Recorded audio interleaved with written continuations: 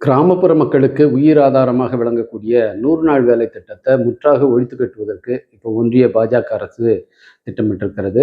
அதில் படிப்படியாக அதனுடைய வேலை நாட்கள் குறைக்கப்படுகின்றன. அதுக்கு செய்கிற நிதி குறைக்கப்பட்டிருக்கிறது. கடந்த ஆண்டு தமிழ்நாட்டுக்கு 3.61 கோடி மனித சக்தி நாட்கள் ஒதுக்கீடு செய்யப்பட்டது. ஆனால் இந்த வருஷத்துக்கு வெறும் 81 லட்சம், அதாவது போன ஆண்டில் நாலில் ஒரு பகுதி தான் இப்போ ஒதுக்கீடு செய்திருக்காங்க. இதில் அதிகமாக பாதிக்கப்படுறது விழுப்புரம் மாவட்டம். இதில் பார்த்திங்கன்னா இந்த செப்டம்பர் மாதம் வரைக்கும் வெறும் 14 குடும்பத்துக்கு மட்டும்தான் ஒட்டுமொத்த விழுப்புரம் மாவட்டத்திலேயே 100 நாள் வேலை கொடுக்கப்பட்டிருக்கிறது. மற்ற எந்த குடும்பத்துக்கும் 100 நாள் வேலை கொடுக்கப்படவில்லை. முழுமையாக 100 நாள் வேலை அவர்களுக்கு அளிக்கப்படல. காரணம் என்னன்னா, நிதி ஒதுக்கீடு குறைக்கப்பட்டது தான்.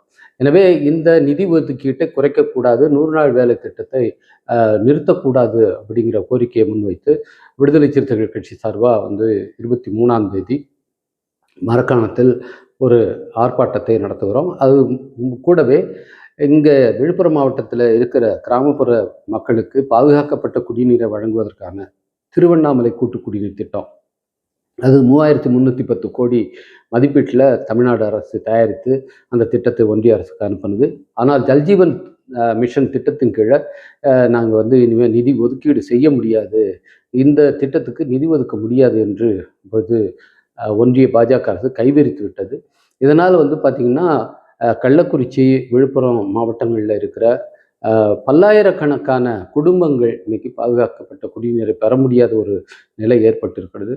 எனவே இந்த ஜல்ஜீவன் திட்டத்துக்கான நிதியையும் நிறுத்தக்கூடாது, அதை வழங்க வேண்டும் என்ற கோரிக்கையும் இதில் வலியுறுத்த இருக்கிறோம்.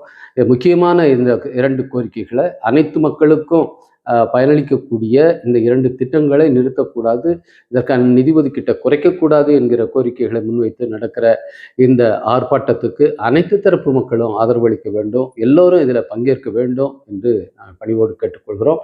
இந்த திட்டம் நிறுத்தப்படுவது என்பது இந்த விழுப்புரம் மாவட்டத்து ஏழை எளிய மக்களுக்கு மட்டுமல்ல, ஒட்டுமொத்த தமிழ்நாட்டுடைய கிராமப்புற பொருளாதாரத்தையே பாதிக்கும்.